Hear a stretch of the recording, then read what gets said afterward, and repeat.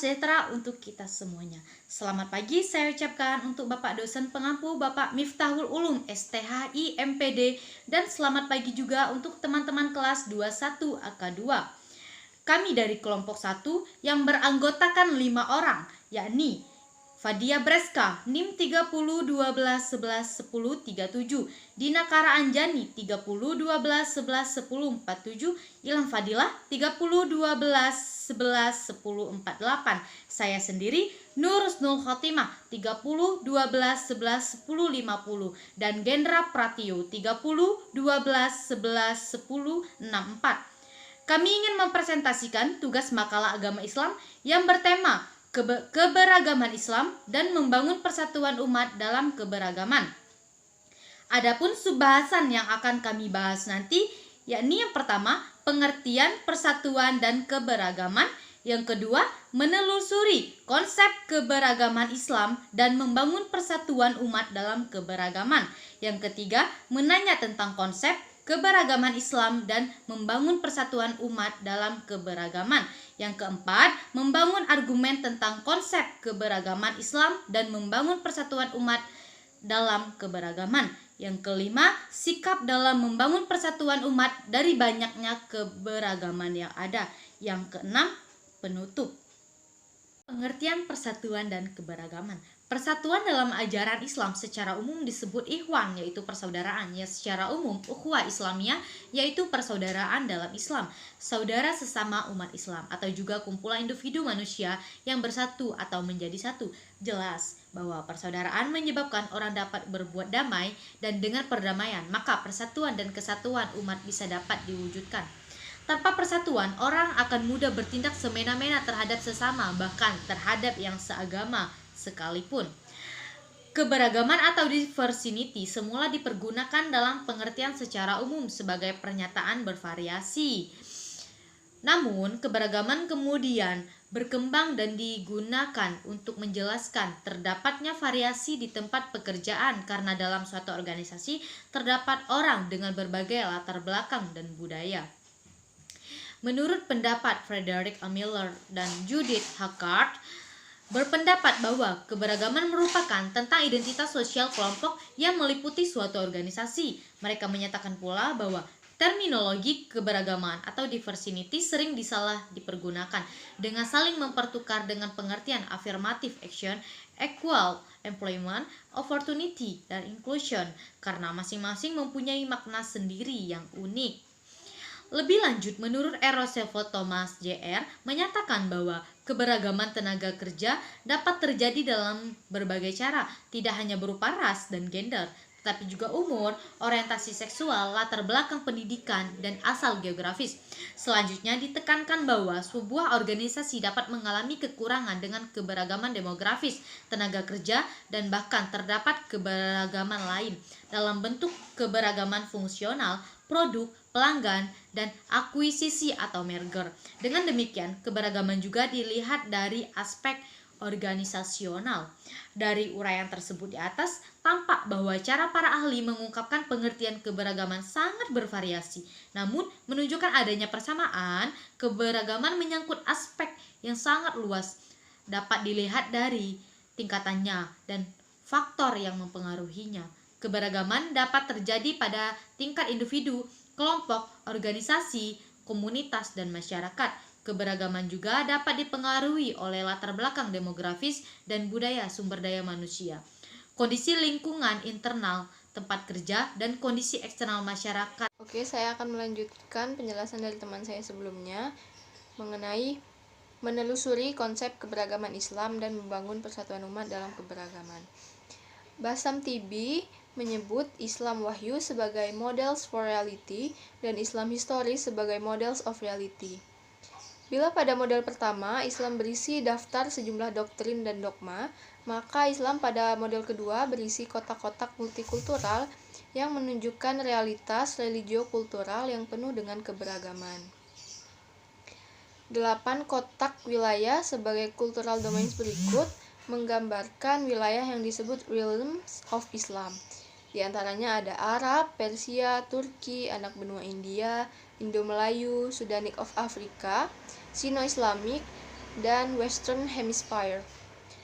Satu hal juga yang harus dipahami bahwa keberagaman kultural tersebut sama sekali tidak dapat dilepaskan dari pemahaman terhadap syariat Islam yang bersumber pada nas-nas keagamaan atau Al-Quran dan As-Sunnah, dan melahirkan keberagaman pemahaman serta praktik-praktik keagamaan yang syarat dengan perbedaan antara umat Islam pada satu realm dengan umat Islam pada realm lainnya.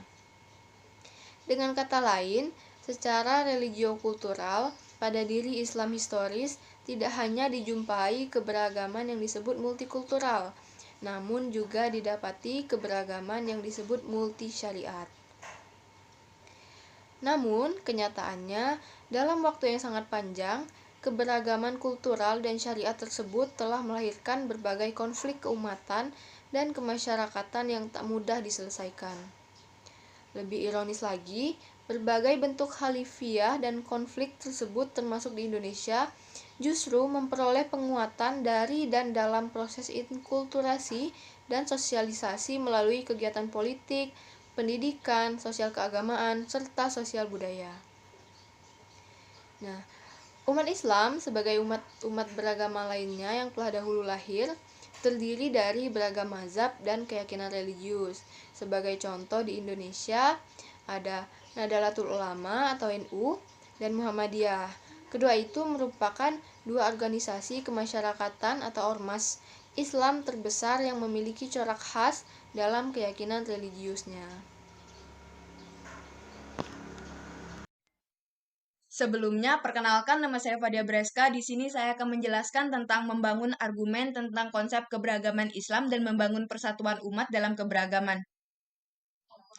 Quran Surah Al-Baqarah, surah kedua ayat 213, di mana artinya, manusia itu adalah umat yang satu. Setelah timbul perselisihan, maka Allah mengutus para nabi sebagai pemberi peringatan dan Allah menurunkan bersama mereka kitab yang benar untuk memberi keputusan di antara manusia tentang perkara yang mereka perselisihkan.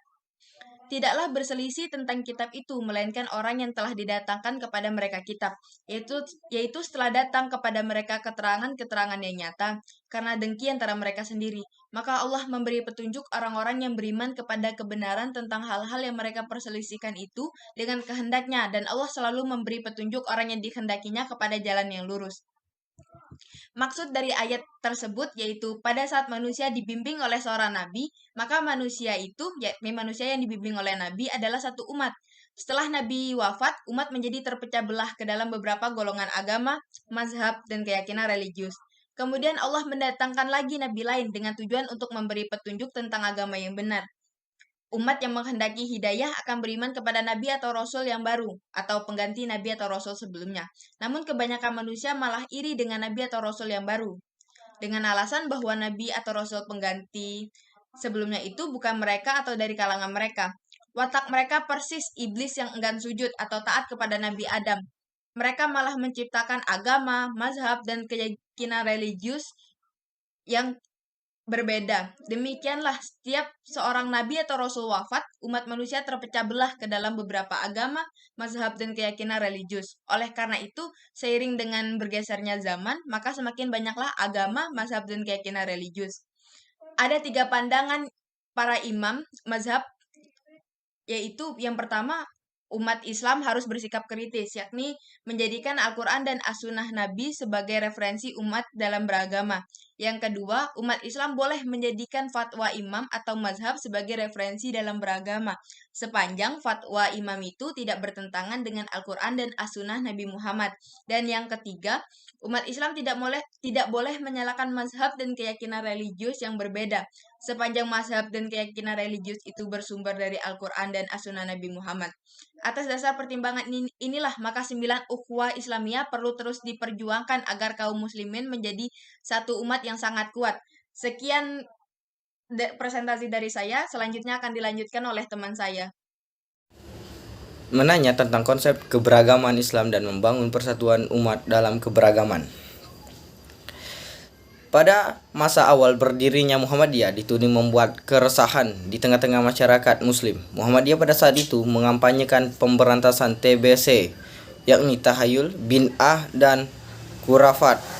Bid'ah adalah perkara baru dalam agama. Oleh karena itu terlarang untuk diamalkan. Demikian juga tahayul dan khurafat merupakan perkara-perkara asing dalam beragama karena tidak diperintahkan atau dicontohkan oleh Nabi Muhammad.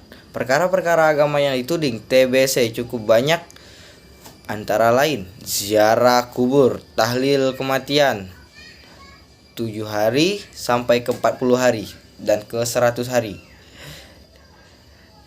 Talqin di atas kubur, kunut subuh, tarawih 23 rakaat, yasinan setiap malam Jumat, dan memperingati hari-hari besar Islam, Maulud Nabi, Isra Mi'raj. Bagaimana pula masyarakat muslim pada saat itu membela mazhab dan keyakinan religiusnya. Selain itu, terutama dipicu oleh faktor-faktor yang bercorak internasional.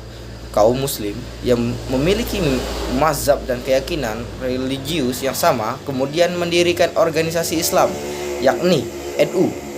Kedua organisasi Islam ini, NU dan Muhammadiyah, pada masa awal berdirinya saling bergesekan mengenai persoalan mazhab dan keyakinan religius.